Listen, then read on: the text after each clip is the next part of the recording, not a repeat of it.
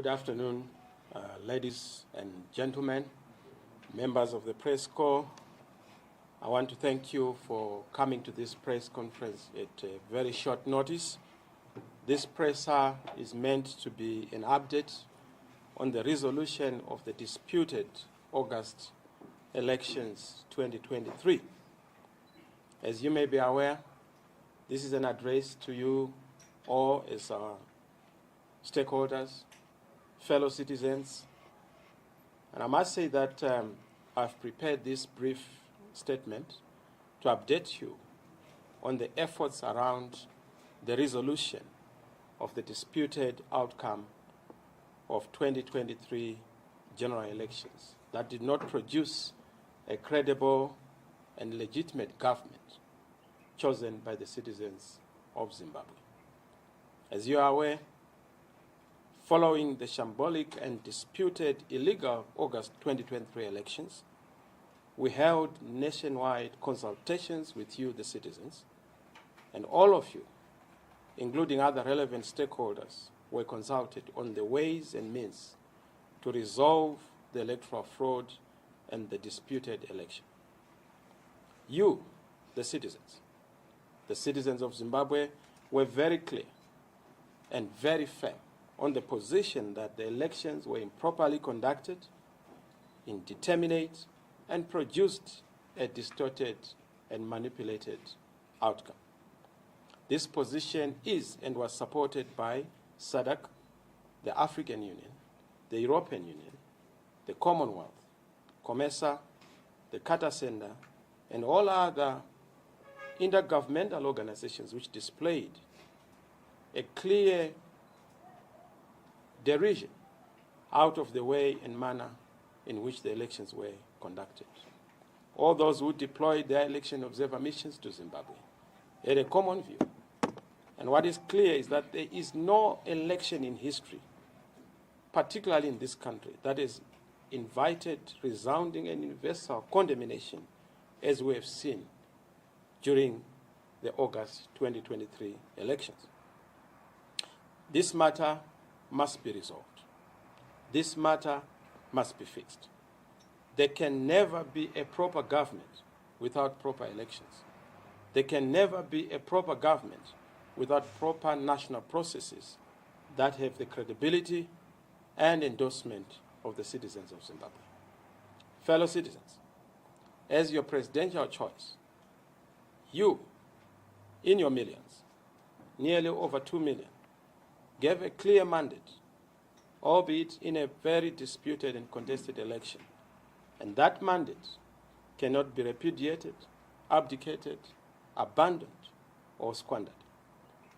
I'm clear that upon this mandate, and with your mandate, on the 26th of September 2023, we wrote to our regional board, SADC, the guarantor of the values and principles and aspirations of the common agenda and common will of the people of Southern Africa. On the 23rd of October 2023, SADC responded to our request and advised that they were giving the matter due consideration through the relevant organs. Meanwhile, we noted that various meetings have since been conducted by the leadership of SADC at various levels, in particular the latest extraordinary summit in the organ Troika on the 23rd of March 2024 in Lusaka, Zambia. It is because of this that we have been waiting advisedly, patiently on our request. On the 29th of April this year, 2024, because considerable time had elapsed, I wrote again to SADC on this matter, delivered a follow-up letter to SADC. We await that response to determine a clear path forward to resolve the governance crisis and the leadership dispute that is in the country. What is clear is that the request to SADC is not a measure in desperation, but is and remains very simple. That as a regional body, which Zimbabwe signed up to, in terms of membership and some vested authority as a supranational organization, we require their facilitation to resolve the issues around irregular and disputed elections. The problem of manipulated elections have produced far many problems, particularly a government that is without a mandate and a government that has since culminated into high levels of intolerance, violations, repression, illegal recalls of citizen representatives, even representatives in a disputed election. In itself, an unprecedented move and an encyclopedic infraction of democratic tenets. You have seen unlawful arrests, persecution of citizens upon all kinds of archaic, intimidatory, and suppressive manifestation, in themselves a clear indication of the lack of mandate. It is common knowledge that our country is facing a plethora of challenges and problems. Most of them are basic and symptomatic of bad governance, broken politics, and a disputed leadership. We are suffering from a tanking economy, systematic corruption, population living in extreme poverty, almost 49% of the population, man being looted, almost 1.8 billion in terms of the latest statistics being looted annually, 100 million worth of gold being smuggled monthly, galloping hyperinflation, half of the population being food insecure, and over 3 million Zimbabweans being forced to migrate, with almost over 89% facing unemployment. And this is all because of disputed national processes and national elections. Only legitimate government chosen by the people of Zimbabwe and the citizens of Zimbabwe has the mandate and confidence to deliver on the necessities and demands of the nation and the public. You voted for a government of your choice that would deliver healthcare, energy, water, jobs, stable currency, quality education, and other basic services. You know why you voted for change. The current challenges that we are facing are failing to resolve the huge national debts, high inflation, currency distortions, drought, starvation, poverty, poor income, a hostile political environment, and of course an air of sadness and brain drain that are all symptoms of a government without a proper mandate. Zimbabwe's challenges are a direct result of the lack of legitimacy and mandate to govern. A truly elected citizen government is the solution to our governance deficits and the desire and necessity of service delivery in our country. We reiterate, as I do, that this point has been made to SADC, the AU, and indeed the international community, that it is untied and untenable to sanitize and fertilize theft of elections and electoral malpractices by turning a deaf ear and casting a blind eye to matters of gigantic electoral fraud, such as we have seen, in itself an affront to the Africa we want. As you are aware, elections are the highest level through which the mandate is attained and ascertained as a contract between the governing and the governed. No government can justly claim authority to govern unless it is based on the will and consent of the citizens and the people. On that score, none must be allowed to come through to office through the back door, through the window, or coercive means or command antics and tactics, as we have seen in Zimbabwe.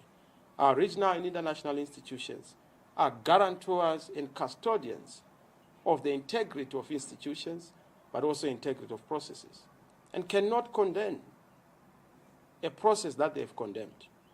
SADC condemned the process, the AU condemned the process, and therefore condoning it is clearly untenable. And of course, we don't expect them to ultimately endorse a sham and a fraud. It will be a contradiction in terms to determine a process flawed and yet condone its outcome. Fellow citizens, may I hasten to say, the following measures that we have made are in themselves our deliberate effort and desire to exhaust available remedies domestically and regionally and continentally as a peaceful way and means to resolve the national issues, which in itself is not a manifestation of a weakness.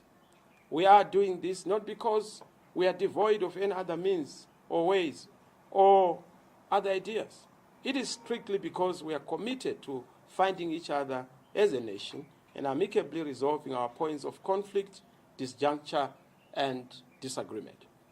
We have committed to the peaceful resolution of disputes and also are intended on making sure that we exhaust all those available peaceful remedies. As you are aware, millions of you agree with this approach. Zimbabwe is too beautiful and precious to be destroyed by flames of political disputes under our watch. We don't want to be the authors of the demise of this great nation. Peace is fragile. Peace is sacrosanct. And as you know, there's no peace in our homes. There's no peace in our communities. And there's no peace in our nation. This is why you have over 3 million Zimbabweans who have already flocked out of the country on account of the absence of this peace. But whatever is remaining of that peace needs to be protected. And that breakdown of peace, which is the ultimate result of the recklessness of those in leadership, knows no winner. The opposite of peace leaves all of us losers. Our beautiful country cannot and can never progress on the back of disunity, division, and successive disputed national processes, including contested elections. We are acutely aware of the agents of this matter, and more importantly, that there can never be a talk of 2028 or a viable or stable future for this country without resolving the August 2023, the broken past, and this era and spate of disputed politics. A lot of you have asked, are we going to wait for 2028? No. 2028 is not a date in mind because 2023 has not been resolved. And what we must fix is to fix 2023 and not to wait for 2028. Measures have been put in place and are being put in place to make sure that we secure the victory that the people would want to see and a credible government that people want to see. On my part, I'm doing everything necessary to the extent of God's will to seek a lasting solution to the perennial challenges affecting our beloved country. Locally and internationally, I've engaged all the stakeholders, including our traditional leadership, business community, civil society at large, political parties, other political parties, and members of the diplomatic corps. In particular, I've also sought the mediatory role of the church. I've tried to engage the church leadership in their various representative organizations to try and help us resolve disputed elections and contested national processes, albeit with handicapped progress. I've even numerously efforted to engage with other parties, in particular with the presidential contender, the leader of ZANU-PF. He's aware of our point of dispute. I've raised this with him. I've even gone further to give a proposed way forward to resolve the issues that are affecting our country. I can tell you that our point of dispute is clear. It is a disputed election, and that is the center and the basis, the foundation of all our problems. And we've proposed a clear way forward, and we have also developed and shared that roadmap with all other key stakeholders, which paper we are ready to share and make public in due course. It's a very clear and practical way of resolving our challenges, because what this nation needs is leadership. And what this nation has had are party leaders and not national leaders. We need national leaders. And that's why my focus has not been parties, but the nation. I'm available as a national leader, but I'm not available for partisan politics. We have engaged different stakeholders within SADC as a region, particularly the trade unions within SADC, the civil society, but more importantly, at heads of state level, I've engaged leaders, various heads of state, through delegations I've dispatched into the various capitals of our region and the continent to brief the esteemed excellencies about the dispute in the country, election dispute, the political stalemate, and our proposed way forward. And I must reiterate that the point I made to them is that we acknowledge that there is a de facto government, but the de facto government is not a legitimate government. It is a caretaker government. There is a de facto parliament, and the de facto parliament is not the de jure parliament, but a caretaker parliament. So is the local authorities. So whatever we have are placeholders, but we need a proper mandate from the citizens of Zimbabwe to have a proper government, a position that they've understood and appreciated. I therefore urge you, fellow citizens, having said what I've said, as a brief and update, to take an active role in the peaceful determination of the destiny of our country. I exhort you and encourage you, fellow citizens, the intercessors who have been praying for this great nation, the church, to continue to pray for that smooth and peaceful transition in the country. And it is inevitable. It is nigh. Stay course, stay the course, hold the fort, hold fast. Stand involved and stand ready. Change is upon us. God bless you, Zimbabwe.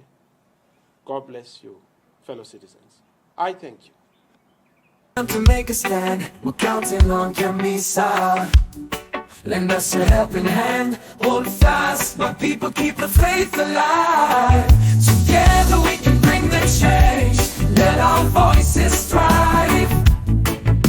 Our nation yearns for freedom, democracy in our land. Chamisa, lead the way, let truth be your command. Hold fast, my people, let's unite and never sway.